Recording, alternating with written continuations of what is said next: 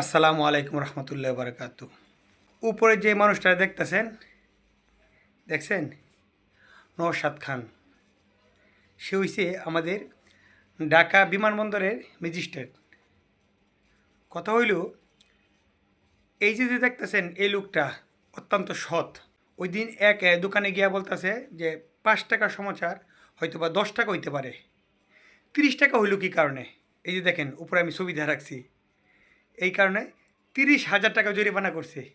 আপনি এয়ারপোর্টের মতন একটা জায়গার মধ্যে ওই দিন আরেকটা দেখলাম যে 7 আপ 20 টাকার 50 টাকা রাখতেছে, ওই কারণে আরও 50,000 টাকা জরিমানা করছে।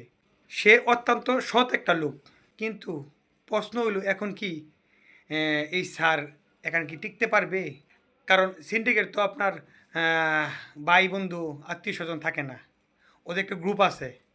ভালো মানুষকে ঠিকমতো কাজ করতে দেয় না। এটা বাংলাদেশ। যারা যারা ভালো মানুষ আছে, হ্যাঁ, তাদেরকে হয়তো এন থেকে সরিয়ে দেয়, নয়তো দুনিয়া থেকে সরিয়ে দেয়। যেমন হাদি ভাইয়ের কথা দেখেন, একজন ভালো মানুষ ছিল, এখন নাই।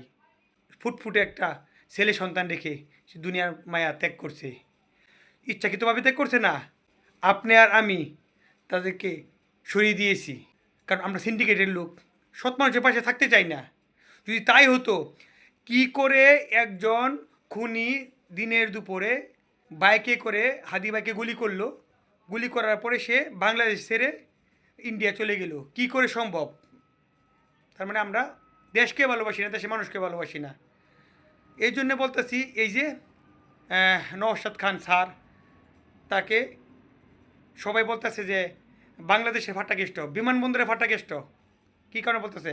সৎ, অত্যন্ত সৎ একজন লোক। সবাই এই স্যারের জন্য দোয়া করবেন, সে যেন দীর্ঘদিন এখানে থাকতে পারে। আমার ভয় হয় হাদি ভাইয়ের মতো নাকি নওশাদ স্যারের দশা হয়। তাই আগে থেকেই বলতেছি নওশাদ স্যারকে যে স্যার একটু সিকিউরিটি বাড়ান, আমার ভয় হয়। কারণ বর্তমানের যারা মানুষ আছে, একটাও মানুষ নাই। মানুষের লেবার শুধু মানুষের, আর কাজকর্ম সব হিংস্র জানোয়ারের। প্লিজ দয়া করে প্রশাসনকে বলেন একটু না আপনার সিকিউরিটি বাড়াতে। কারণ এই যে দেখেন হাদি বাড়িতে মারছে, এই সকাল থেকে সন্ধ্যা পর্যন্ত তার সাথেই ছিল, মিটিং মিছিল খাওয়া দাওয়া তার সাথেই। হঠাৎ করে দেখছেন কাজ সেরে দিছে। কারণ টাকার লোভ দুনিয়ার মধ্যে সবচেয়ে বড় লোভ। আমার ভয় হচ্ছে। যাই হোক, হাদি ভাই যতবার হাদি ভাইয়ের কথা মনে পড়ে, ততবার তার ছেলের কথা মনে পড়ে। প্রচুর খারাপ লাগতায়, এমন ফুটফুটে আমার একটা সন্তান আছে। ভয় হয় আমার দশা যদি এমন হয়ে যায়, তখন আমার পরিবার আমার সন্তানকে দেখবে। যার কারণে সত্য কথা বলতে এবং সঠিক পথে চলতে ভয় হচ্ছে। তারপরেও আল্লাহ যতদিন দুনিয়াতে বাঁচায় রাখে, ইমান আমল সহ যেন মরতে পারি, বা ইমান আমল সহ যেন চলতে পারি, এই দুয়াই উপরওয়ালার কাছে করি। আল্লাহ কবুল করো, হাদি ভাইকে জান্নাত নসিব করো, আর নৌশাদ খান স্যারের দীর্ঘায়ু করো, নেক হায়াত দান করো। আমিন। ও আখির দানা আলহামদুলিল্লাহি রাব্বিল আলামিন। আসসালামু আলাইকুম রহমতুল্লাহি ওয়া বারাকাতুহু।